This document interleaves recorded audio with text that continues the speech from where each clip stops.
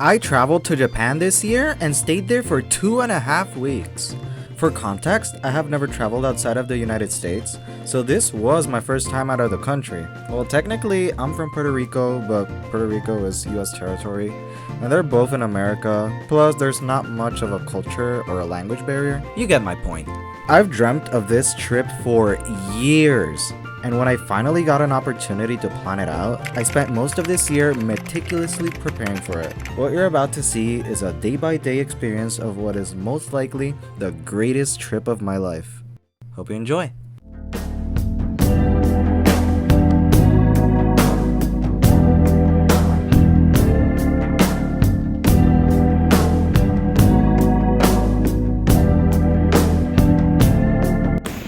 I don't know if I'm gonna do this, but I don't know if I'll do a vlog, but I'm currently eating. It's 8:30 a.m. I think.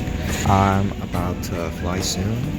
I should be flying around in an hour, and I haven't slept much, so as soon as I get to the plane, I'm gonna sleep like crazy. Eventually, boarding time came around, so I was finally ready to fly. For the record, this was my first time flying outside the United States, so a 12-hour flight was going to be something new for me. However, I did come prepared, so I think it was gonna be a breeze, right? Right? I had to go to the bathroom like every hour or two because I was not having it at all. But alas, after 12 hours of constant struggling, the time to arrive finally came upon us.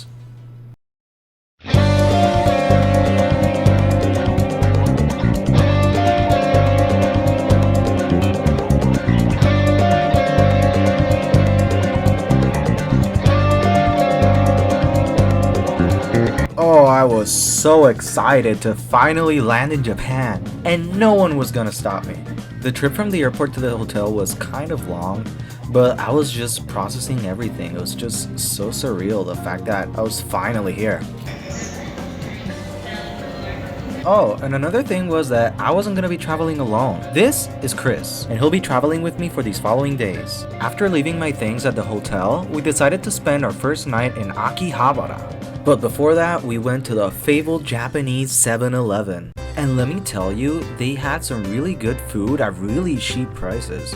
Not only 7-Eleven, but Family Mart, Lawson, these convenience stores are open 24/7, so it was our perfect way to grab a snack. But anyways, Akihabara was so full of entertainment. You had themed stores and restaurants, gacha machines on the streets, and even buildings for crane games. We wandered around the claw machines for a while and even got our first prizes, the first of many to come. We also got to try these chocolate Magikarp fritters.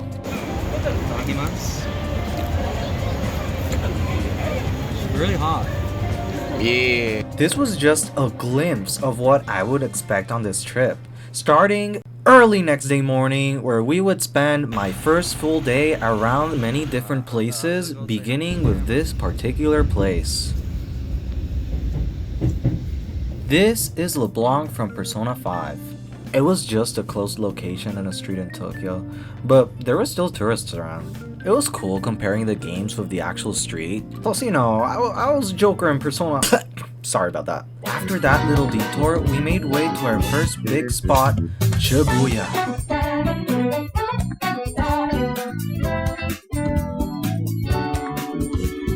We walked the populated Shibuya crossing, took a picture with Hachiko, and then went to the store of our dreams. This mall floor had everything I could ask for. You had Nintendo Tokyo, Capcom Store, Jump Shop, and Pokemon Center right across each other. They even had clothing stores downstairs. Needless to say, I had my wallet crying for help. And our next stop was going to be even better. We were going to Kirby Cafe! Okay. Before talking about my experience at the cafe, I want to show you the hell I went through just to get those reservations. So, for those who don't know, in order to get a reservation at the Kirby Cafe, or most cafes in general, you have to make a reservation beforehand. In this case, it was a month beforehand, and you had to do it in Japan local time. So in my case, it was at 5 a.m. so I had to wake up at 4:45 a.m. just to stare at my computer screen and slowly wait till 5 a.m. so I could luckily get some spots because, again, they would get full in a matter of seconds. Not just Kirby Cafe, but other cafes as we go along the way. Back to the video. As an avid Kirby fan, I could not have been more happy. The food was so good, everything was decorated so cute and accurate, and the environment was really chill and wholesome. Not to mention that they had a gift shop, so, you know, my wallet kinda died too. After the cafe, we spent the rest of the night at the towering Tokyo Skytree, watching the beautiful sight of the city from above.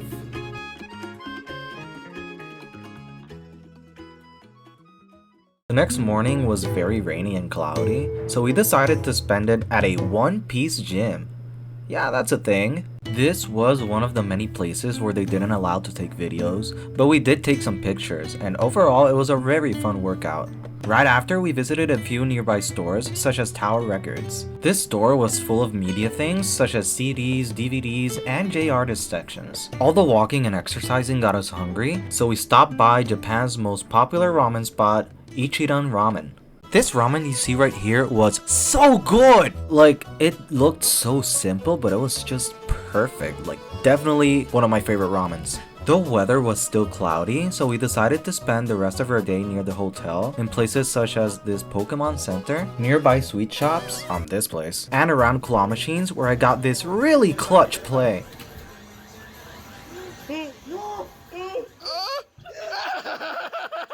I swear this was not the beginning of my addiction, and you will never see a claw machine again. On the next morning, we took a little visit to these particular stairs. They had this beautiful shrine at the top that you could visit, but why did I emphasize these stairs? Well, this is the spot from the ending of the movie Your Name. There were many tourists here, and we even made some friends too. But most shocking of all, we coincidentally happened to appear on TV, and not only appear, but we also took part in it. Here, I'll show you the clips. Do you speak in Japanese? A little 少し少し少しを話します。写真フォトスポットちょっとはいはい映画君の名前は君の名は君の名は君の名はスポット Can you take a picture? Of course. Okay. Okay, thank you. Thank you so much. I'll be honest, I never expected to be part of this. I am super glad it happened though. Thank you to the production team for giving us this random opportunity. After that, we wandered around places for a bit, but mostly got prepared for our nightlife stop at Shinjuku. We hung out at a karaoke room along with one of our tourist friends from before, and I'll just let the songs speak for themselves.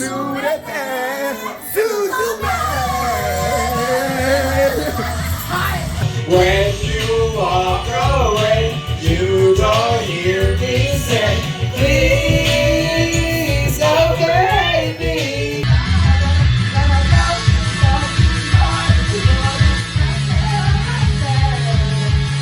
We'll make it happen. We'll turn it around. Yes, we were born to make history. We are fighting dreamers. Fighting dreamers. Dance to be a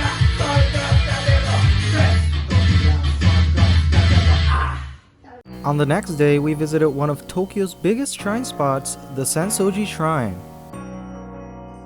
The architecture was beautiful, just outstanding. And there were a lot of people around too.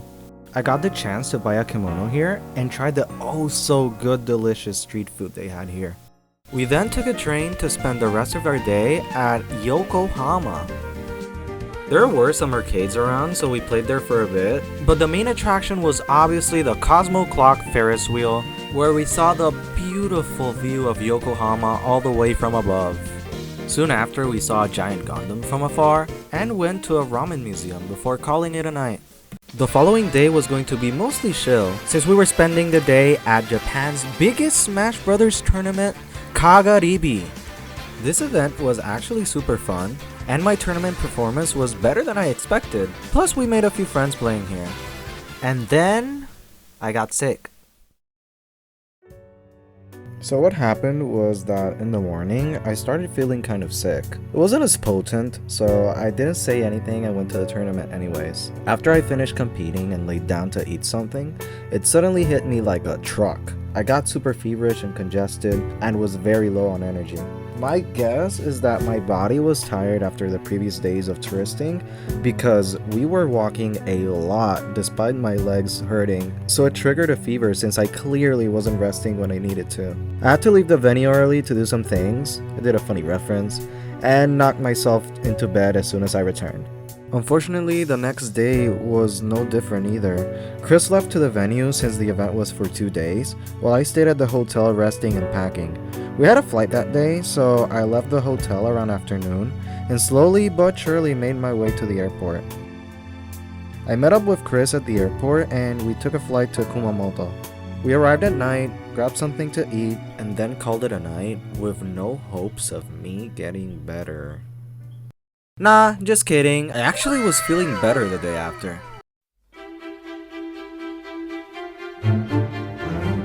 This was my most anticipated day of the trip, and I couldn't have been more excited. We spent the morning scouting the One Piece bronze statues scattered all around the city.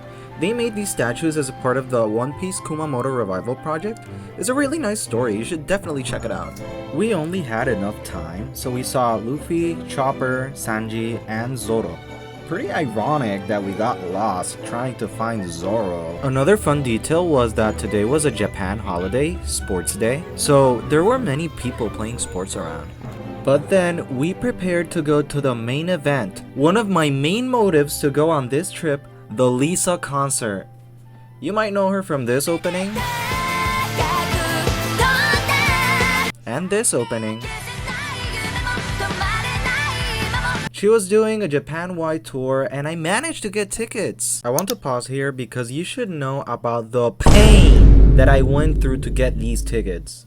So the tour was announced at the beginning of this year, and it was on February that I started to try to get them. The way you get tickets for this concert is via lottery, and it's only for Japan residents, so I had to contact a company that gets the tickets for you, and it wasn't even assured to get the tickets. Lottery after lottery after lottery, I didn't win any. But luckily, there were general sale tickets for some concerts, including Kumamoto. The person managed to get the tickets, and I printed them in a Family Mart a few days before. We finally did it. Sadly, I can't record the concert itself, but it's gonna be a great time. This concert was a blast, and I cannot stress it enough. This was my first concert ever, so for it to be a concert in Japan of my favorite J artist, I couldn't have had it any other way. Lisa and her band even took a selfie with the crowd. Look, Gary, there I am! After the concert, we went to eat at a local yakiniku restaurant where we made some local friends and had an amazing rest of the night there. Definitely a night I'll never forget. Next morning, we took a bullet train to slowly go back to Tokyo, making our first stop at Fukuoka.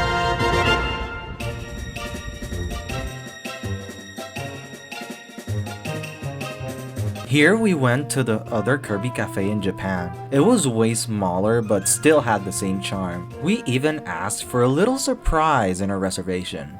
リックさん、お誕生日おめでとうございます。おめでとうございます。 おめでとうございます。 Then we took a stroll around this towering Hilton hotel, which appears in this movie, that was next to the Momoshi coastside.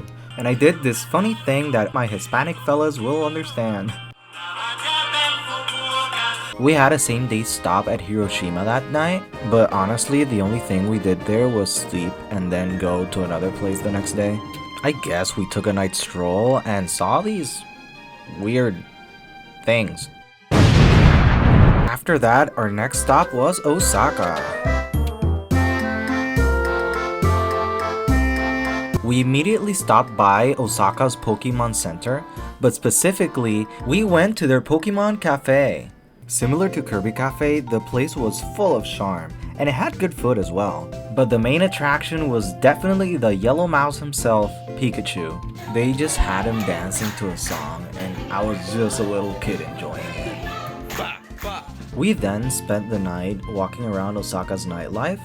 Let me just say, Osaka does not miss with the food. The next day was full of fun since we spent it at Universal Studios Japan. Our first stop was this Jujutsu Kaisen 4D experience, and then we rode the Hollywood Dream roller coaster. Really cool thrill ride, plus you could pick some music to listen while in the ride, so I was literally vibing to this in the roller coaster. After that, we saw this parade they had on the street they called the No Limits Parade. And no limits did it have, because everyone was so pumped and hyped, and they even got everyone dancing like it was a party. It was great. They also had this Halloween Pokemon event, which was like a mini concert with original songs and dances, and oh my god, the Pokemon were so adorable. After that, we did another ride from Jurassic Park, also pretty thrilling, and they had you facing down, so it was even more scary. When nighttime came around, they changed the theme to Halloween Horror Nights. I tried to take a picture with a zombie, but they left. And then the part you all were waiting for, we made way towards Super Nintendo World.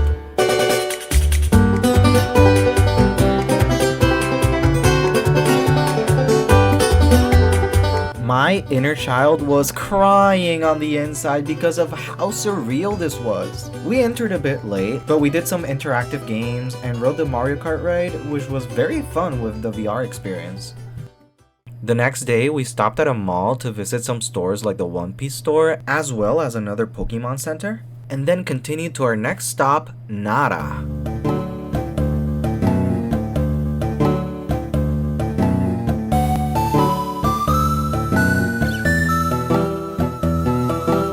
Nara had many deer roaming around freely.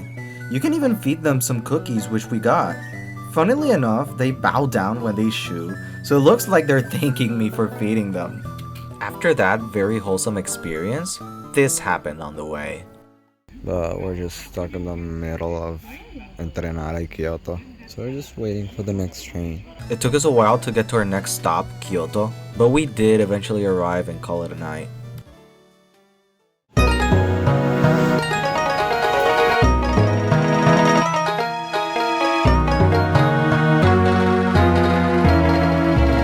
Today we spent it appreciating the cultural sites in Kyoto, starting with the Kinkakuji Temple, which, fun fact, it inspired Pokemon Gold.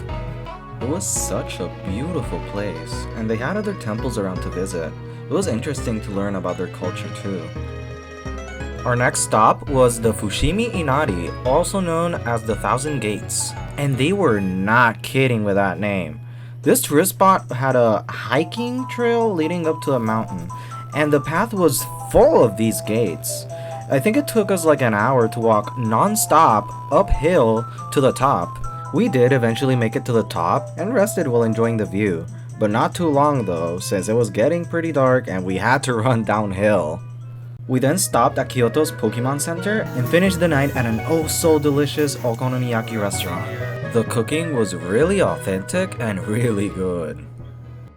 The next morning, we took our time getting back to Tokyo, and honestly we didn't do much on the daytime. However, in the nighttime we wandered around Ikebukuro and ate at this restaurant called Furanste, which happened to have a collab menu with Dr. Stone. I'm a really big fan of this series. I have it as my favorite anime of all time, but I never got to find much merch of it here. Seeing this collaboration got me pretty exhilarated. The little decorations around the restaurant were really cute, and of course, the food and drinks were really good. Ikebukuro also had a Pokemon Center, so we obviously went, and also saw a statue of a divine god. And we definitely did not play claw machines before ending the night. Next day morning, we took a bit of time preparing ourselves because we were spending the day at Hakone.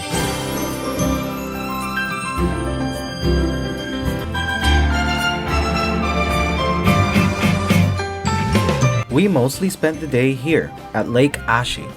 There was a water torii gate there, which was a perfect spot for us to take some pictures.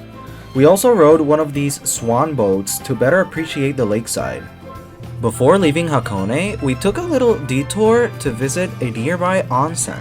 It was the perfect way to relax after a day of walking, and ramen after an onsen goes super hard. Next day, we had a Tokyo Pokemon Cafe reservation. It was bigger than the one in Osaka, and the experience was as fun. Then the nighttime we spent it around Shibuya, and a bit later around Shinjuku. We definitely did not stop at another claw machine, and I definitely did not win this Kirby. I was kind of going insane. The crane games, all of this, literally everything here. It's so addicting, but it's so fun. It spends a ton of money. Anyways, nightlife in Shinjuku, specifically Kabukisho, is really active. So we wandered around some bars, hanging out, and ended up in a small karaoke bar with some local friends we made. Which, funny story, Chris and I were walking around with nowhere specific to go, and I was just walking around balancing this Kirby plush in my head, and that's how they noticed us and ended up getting invited. So, if you wanna hang out with people in Japan, just carry around a big ass Kirby plush with you. Take it from me. But yeah, we spent the rest of the night here and kinda got a bit crazy. Goodbye!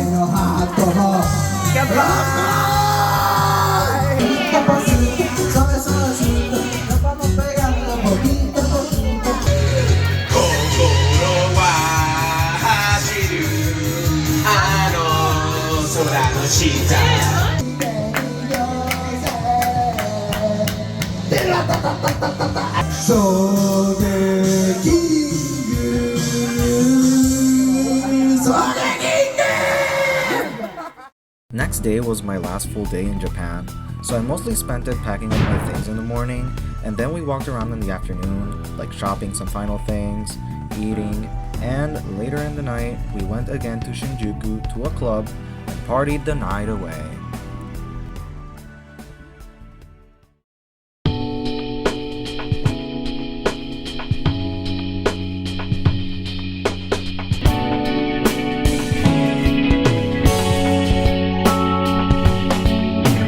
The day to leave finally came by. I gave my farewells to Chris since he was staying in Japan for a couple more days and slowly made way to the airport. After arriving, I mostly spent my time reminiscing just about everything I did on this trip. These past few days honestly felt like months, and I was just processing everything while walking around the airport. But alas, I boarded the plane and prepared to fly back home.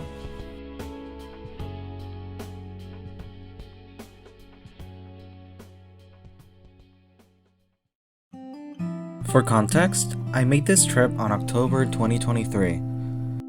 Without going too much into detail, exactly 1 year ago, things were very rough for me. I had things tumbling down on me, college, personal things, hobbies, and I ended up finding myself in a rough spot with what I thought was no escape. After what were probably the worst months in my life ended, I decided to change everything. I left everything behind, even changed my look, and began to look forward. After making those changes and finishing the year, I decided to risk it all in the next one. I made many out-of-pocket decisions, mostly for myself. Taking a break from my master's degree, spending time working on myself, and even traveling a few times to different places, with the highlight being, of course, Japan.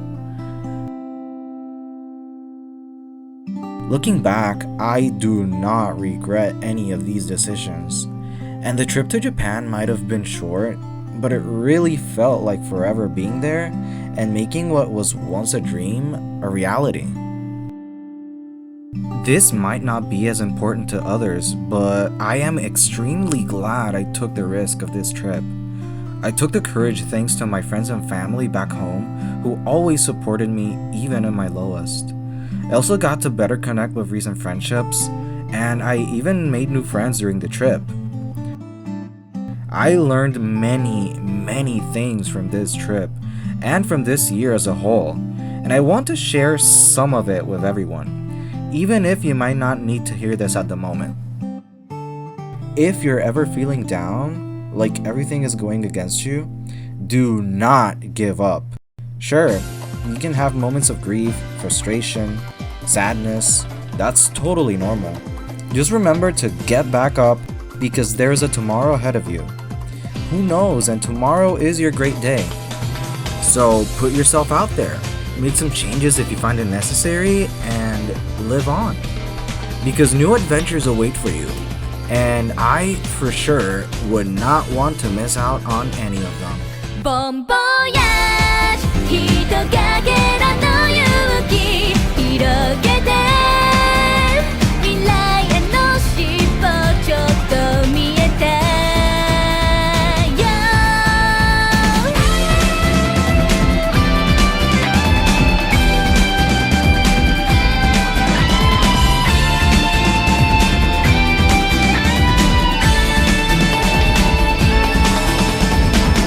最初はみんなバラバラに描いていた地平線今なら一つの望遠鏡で覗ける君の心を惑わす運命の商売コンパス逆手に感じ取るよボンボヤしがらみも過去も捨てて僕らならそれでも笑えてるはず夢を叶えるための涙ならば惜しくはない Precious in my life